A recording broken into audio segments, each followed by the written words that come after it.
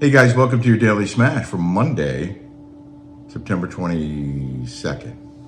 I'm Rick. I'm Kelly. We just watched the Charlie Kirk Memorial, or the end of it, parts of it. So powerful. Sad.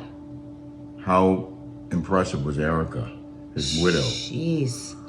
My God, she's gorgeous too. Those piercing blue eyes like that. Wow. Really well-spoken, emotional, passionate, committed to the cause, committed to make sure that Charlie Kirk did not die in vain and that his organization grows by leaps and bounds. It already is. I just can't believe that people would be celebrating an assassination of a murder.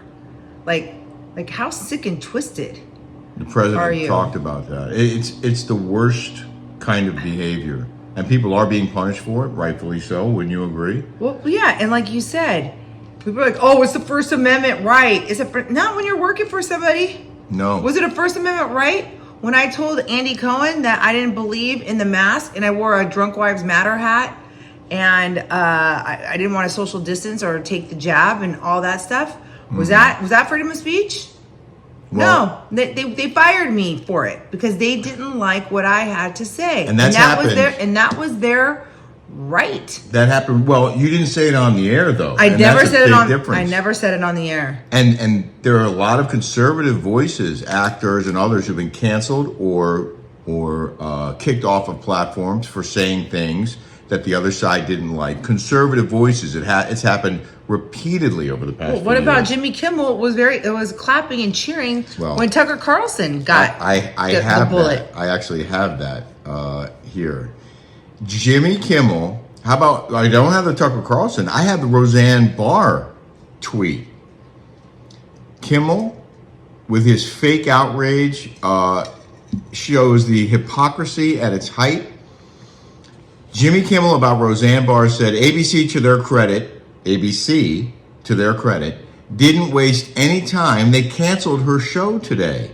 This was over a tweet that Roseanne had posted. I'm not a fan of censorship, but this wasn't about free speech, Kimmel said.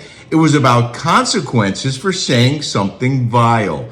You can say what you want, but networks don't have to pay you to say it. You can't just blame Ambien for that. Actions have consequences, and ABC made the right call. Jimmy Kimmel, May 29, 2018. How profound, Jimmy Kimmel, that you supported ABC firing Roseanne Barr for what she said because you said ABC doesn't have to pay her if what she says is so vile. Well, guess what? Turnaround is fair play. When you're pointing fingers, you have three pointing back at you. And here's something else. For anyone outraged at ABC pulling Jimmy Kimmel's show, a simple Google search, and this is AI.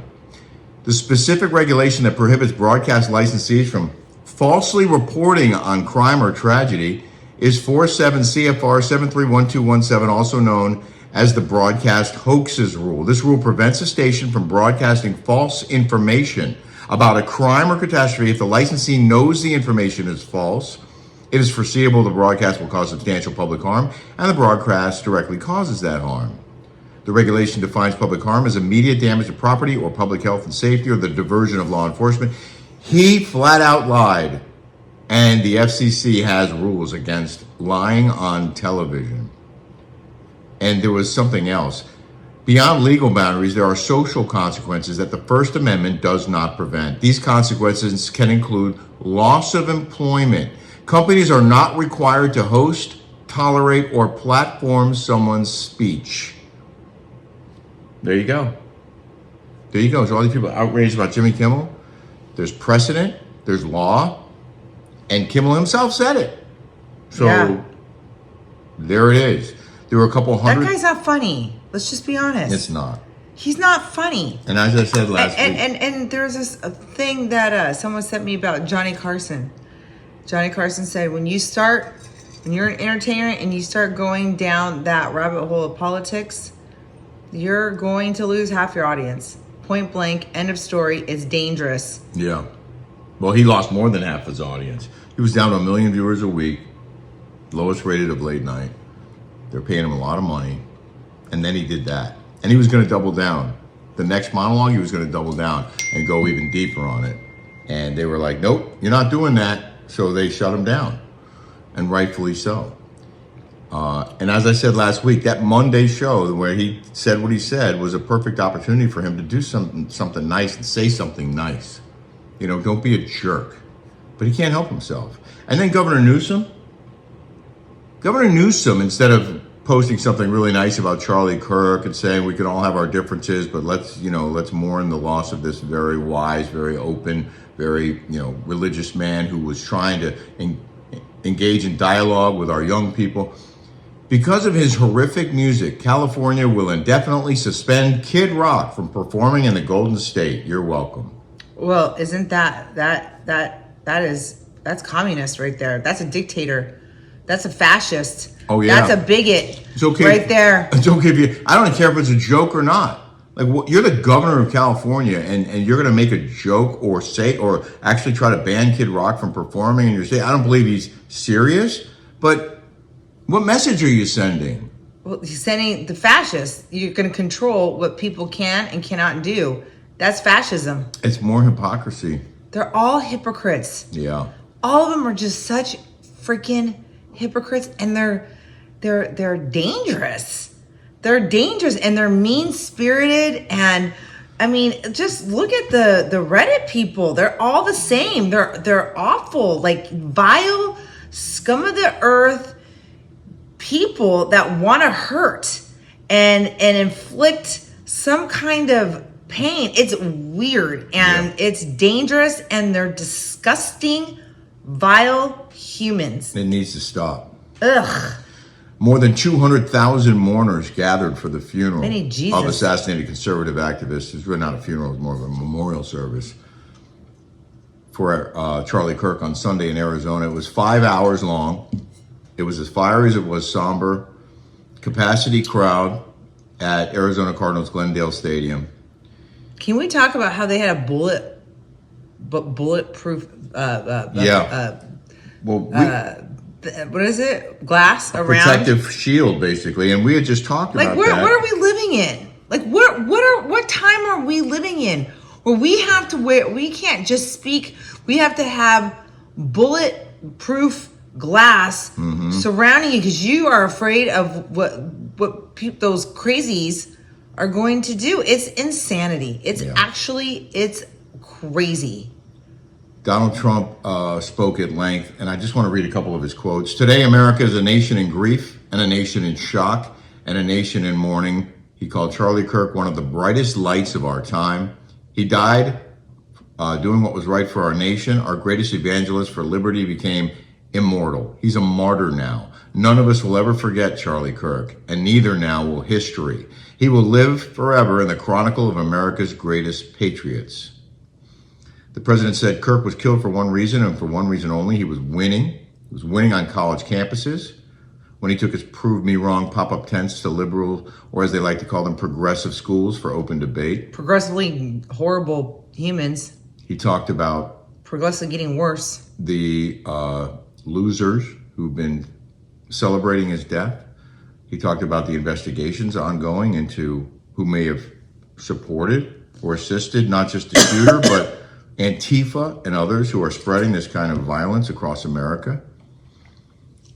And it's just hypocritical. They call them fascists. Yeah. Bigots.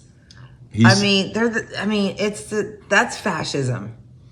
Trump said the assassin failed to silence Charlie because his message is bigger and louder than ever before, which is true. And he said his last words were, please, sir, last words to the president were, please, sir, save Chicago. And the president says he does plan, in fact, to send National Guard troops to Chicago. There's one other thing I wanted to mention, and that is that 58 Democrats voted no on a resolution honoring Charlie Kirk. It also honored his widow and their two young children and condemned political violence and violent political rhetoric. And AOC was among the 58 Democrats that voted no. Oh, shocker. She's a cancer. The same people who passed a bill honoring George Floyd. Of course. Who had a criminal record a mile long. Those are the types of people that want the burning, want the looting, want the smash and grabs, want to defund the police, want chaos, want, you know, those are the types of people that preach bigotry and fascism, and they're the ones who are just doing it. It's just hilarious. And the story that I wanted to talk about earlier last week was that 5 NFL teams that all honored George Floyd did not honor Charlie Kirk after he was assassinated.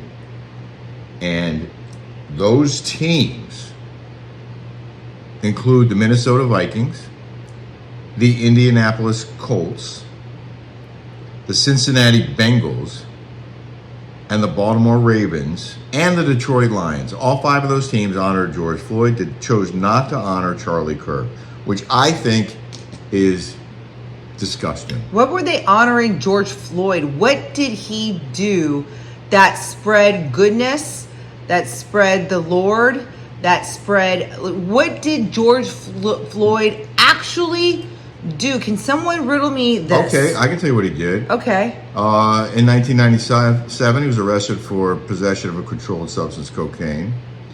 Went to jail. In 1998, he was convicted of theft with a firearm and went to 10 months in jail. In 2002, charged with drug possession, served 8 months in prison. 2004, drug possession, 10 months in prison. 2005, drug possession, 10 months in state jail. 2007, aggravated robbery with a deadly weapon, pleaded guilty, served 5 years in prison. He had other arrests, including 2 theft charges, an illegal trespass, a charge of failure to identify to a police officer. He was arrested in Minneapolis, but not charged, and then he was arrested for passing a counterfeit $20 bill, and that arrest led to his death. So those are some of the things that he did. Oh, okay. So let's honor that. Well, congratulations. Listen, it was not okay that he died with a police officer's knee on his neck, and we're not saying that that was okay. So don't misinterpret here. But what I am saying is if you're going to choose to honor him at NFL stadiums and other sporting events around America, the least you can do is honor Charlie Kirk, who was not a felon, not a drug addict, never arrested or convicted of anything, but did spread love, was patient on his tours, debated openly, gave open microphones to college kids and let them speak their mind, let them challenge him, and never lost a debate. No, just had common sense. And that's the problem. He was trying to get young people to have a different way of thinking instead of being brainwashed. And by the way, we need more men like Charlie Kirk. You know, bringing back regular values. How about a man opening up a door, paying for your dinners, you know, a man doing man things. You know any men like that? You? Yeah.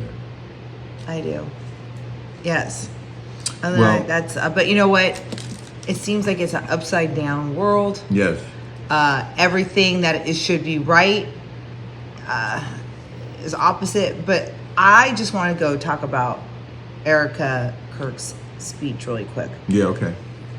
I cried so hard when she said, I forgive that whacked out, furry, radicalized weirdo, because that's what he is. And she said that she forgave him. Yeah, she forgave him. And that's a true Christian right there. And for whatever reason, I just started crying. Like I choked up for sure. And I looked at Kelly, I said, I don't forgive that guy. But I know that that's what you're supposed to do as a Christian. As a Christian, that's what you're supposed to do. It's, it was very, that lady got robbed of having a father for their children. Mm-hmm.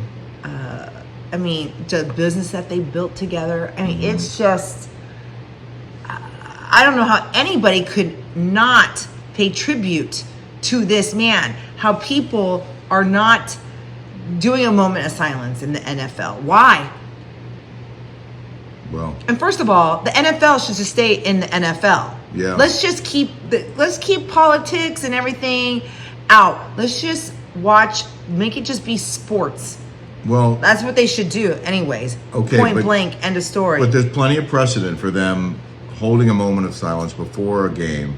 I for understand, a but person, they're going to do a it thing. for a dirtbag. And if you say that, then you're a racist. Right, but you're not.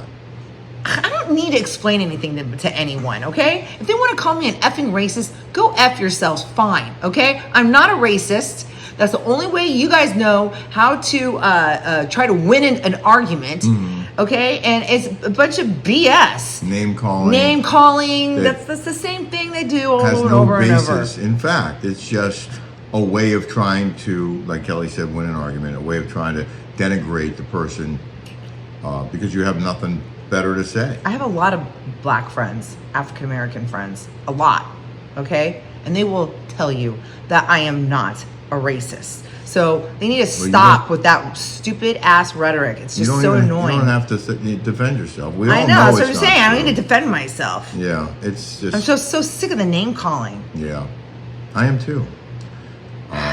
It's just really unfortunate. I do want to remind people that we interviewed Pastor Lucas Miles on our Rick and Kelly show. He runs the faith arm of Turning Point USA, and he was our special guest. And we did a tribute to Charlie Kirk. The whole episode 210, is devoted to Charlie. And I'll just end this show with a short clip from the pastor, and encourage all of you to check out our Rick and Kelly show. We hope you'll join it, support us, and support what we're trying to do, which is to not just entertain, but also bring some information and share some cool stuff on our weekly show every week. So anyway, we'll leave it there. Rest in peace, Charlie. And we hope you guys have a terrific day, and we'll be back with more tomorrow. All right, have a great week, everybody. This man, this vile man, really a kid who pulled the trigger. He thought he was going to snuff out Charlie's life. And what he inadvertently did is he raised up 1 million Charlie Kirks across this country that are ready to get in the fight. I just can't even describe the messages I'm getting from people. I had a college friend that has criticized me over the last 5 years for some of the positions I've taken in strong stances. Even though he's, would call himself a Christian, he's thought maybe you're going too far. He wrote me the other day and he said, I apologize. I repent. I understand now. I want to get in the fight. I'm trying to get out to the memorial. Put me to work. I'll do whatever I can. And this is one of literally hundreds, if not thousands, of messages that and I'm just one person who, is fairly insignificant in this whole equation. And I'm receiving countless messages for this. I know that there has something, the world is different than it was just over a week ago. And I think that, what we're going to see on the other side of this after the pain is a tremendous transformation and a taking back of our nation. Everything that Charlie wanted, I think is in process of happening with this groundswell that's taking place.